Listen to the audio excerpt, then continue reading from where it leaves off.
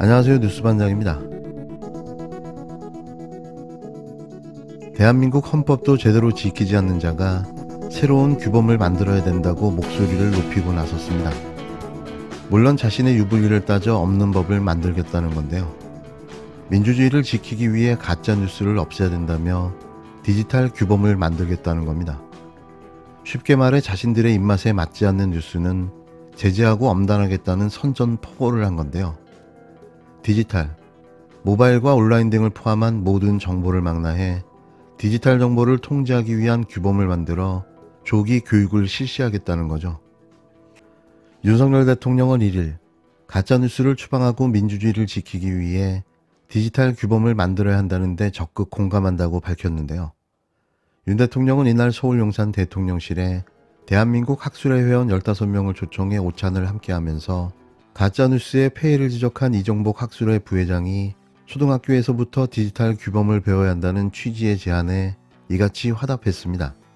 이 부회장은 우리나라뿐만 아니라 민주주의 선진국이 가짜뉴스와 비합리적 떼쓰기로 몸살을 앓고 있다며 디지털 통신기술의 발달에 기인한 것으로 지금이라도 디지털 규범을 바로 세워야 한다고 말했는데요. 그러면서 초등학교 때부터 디지털 시대에 맞는 민주시민의식을 키워주고 특정한 방향으로 독자를 이끄는 알고리즘의 변화도 필요하다고 말했습니다. 윤 대통령은 이에 공감하면서 민주주의를 살리기 위한 운동 중 하나로 디지털 규범에 대한 국민 공감대가 형성되도록 정부도 관심을 갖고 노력하겠다고 화답했는데요. 대통령실 관계자는 기자들과 만나 초등학교 교육과정에 디지털 규범을 포함시키는 것이냐는 질문에 디지털 규범에 대한 국민적 공감을 만들어가는 과정이고 그런 과정이 있는 다음에 구체적인 방안들이 나오지 않을까 한다고 말을 아꼈습니다. 디지털 규범이 없어서 가짜뉴스가 나온다고 생각하는 걸까요? 이들이 생각하는 가짜뉴스의 기준은 뭘까요? 이게 또 다른 언론 탄압의 새로운 형태가 아니면 무엇일까요?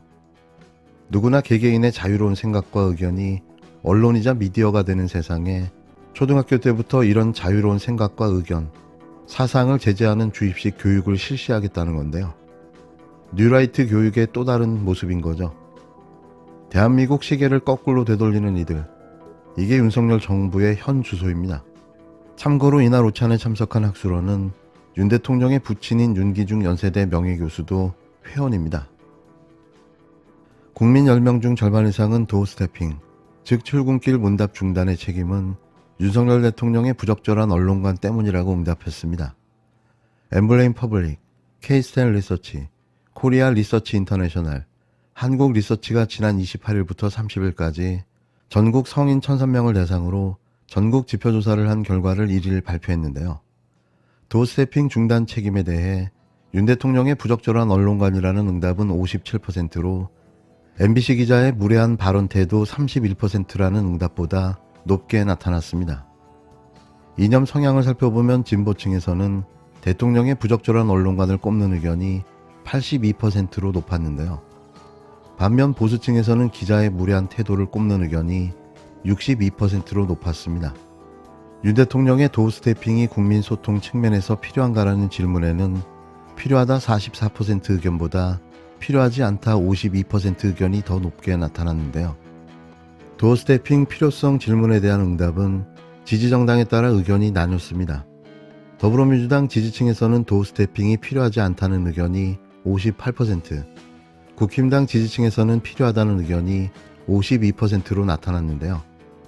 윤 대통령이 국정 운영을 잘하고 있다는 긍정평가는 32%로 나타났습니다. 11월 3주차 조사 대비 긍정평가가 3%포인트 상승했고 잘못하고 있다는 부정평가는 60%, 모름 무응답은 8%로 조사됐는데요. 국정운영 부정평가 이유로는 독단적이고 일방적이어서가 38%, 경험과 능력이 부족해서가 30%로 높은 비중을 차지했습니다. 11월 첫째 주 조사 이후 독단적이고 일방적이어서라는 응답은 지속적으로 증가하고 있는데요. 윤 대통령의 국정운영 긍정평가 이유로는 공정하고 정의로워서가 32%, 결단력 있어서가 29%로 가장 높게 나타났습니다. 전 진짜 이해가 안 가는데요. 무슨 콩깍지가 씌운 게 아니라면 공정과 정의, 결단이라는 말이 나올 수 있는 걸까요? 매번 이 황당한 답변에 어처구니가 없습니다. 이번 조사는 무선전화 면접으로 이루어졌으며 표본오차 95% 신뢰 수준에서 플러스 마이너스 3.1%포인트, 응답률은 15.7%인데요. 자세한 내용은 중앙선거 여론조사 심의위원회 홈페이지를 참조하시면 됩니다. 서해 사건은 당시 대통령이 국방부, 해경, 국정원 등의 보고를 직접 듣고 그 보고를 최종 승인한 것입니다. 당시 안보 부처들은 사실을 명확하게 규명하는 것이 불가능한 상황에서 획득 가능한 모든 정보와 정황을 분석하여 할 수 있는 범위에서 사실을 추정했고, 대통령은 이른바 특수정보까지 직접 살펴본 후 그 판단을 수용했습니다. 그런데 정권이 바뀌자 대통령에게 보고되고 언론에 공포되었던 부처의 판단이 번복되었습니다. 판단의 근거가 된 정보와 정황은 달라진 것이 전혀 없는데 결론만 정반대가 되었습니다. 그러려면 피해자가 북한 해역으로 가게 된 다른 가능성이 설득력 있게 제시되어야 합니다.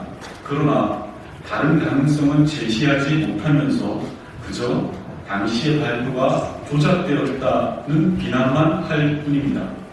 이처럼 안보 사안을 정쟁의 대상으로 삼고 오랫동안 국가 안보에 헌신해온 공직자들의 자부심을 짓밟으며 안보 체계를 무력화하는 분별 없는 처사에 깊은 우려를 표합니다. 불이 도를 넘지 않기를 바랍니다. 서해 공무원 피격 사건에 대해 문재인 전 대통령이 직접 입장을 내놨습니다. 검찰이 청구한 서훈 전 안보실장의 구속영장 심사를 하루 앞두고 나온 입장인데요.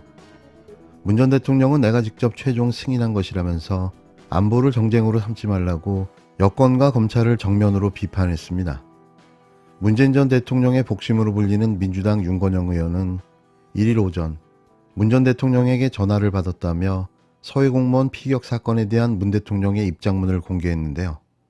문 전 대통령은 먼저 이 사건은 자신이 보고를 듣고 최종 승인한 거라고 밝혔습니다. 그런데 정권이 바뀌자 정보는 그대로이고 결론만 반대가 됐다고 말했는데요. 문 전 대통령은 안보 사안을 정쟁으로 삼는 분별 없는 처사에 깊은 우려를 표한다며 부디 도를 넘지 않기를 바란다고 강하게 비판했습니다. 검찰이 서해 피격 사건의 책임자로 서훈 전 국가안보실장을 지목하고 구속영장을 청구하자 내가 직접 내린 결정이라며 전면에 나선 건데요. 모든 책임은 자신에게 있다는 거죠. 역시 진짜 지도자의 품격을 느낄 수 있는 입장문이었습니다. 이에 국힘당은 마치 기다렸다는 듯 문 전 대통령이 자백한 거나 마찬가지라고 비판했는데요. 또 검찰은 어떤 압력에도 굴하지 말고 수사하라고 촉구했습니다.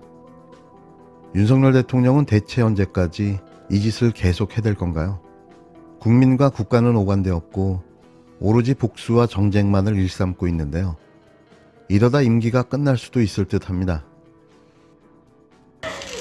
이게 대한민국 정부에서 할 일입니까? 너무들 하십니다. 정진석 비대위원장님, 주호영 원내대표님,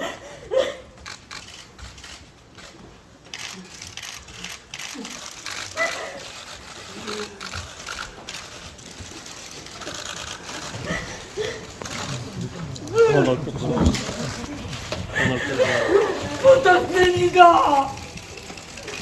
우리 시아야 오라게 죽어 우리 아들.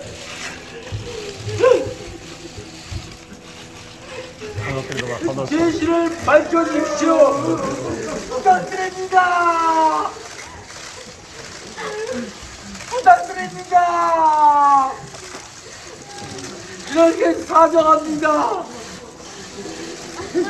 제발 부탁드립니다.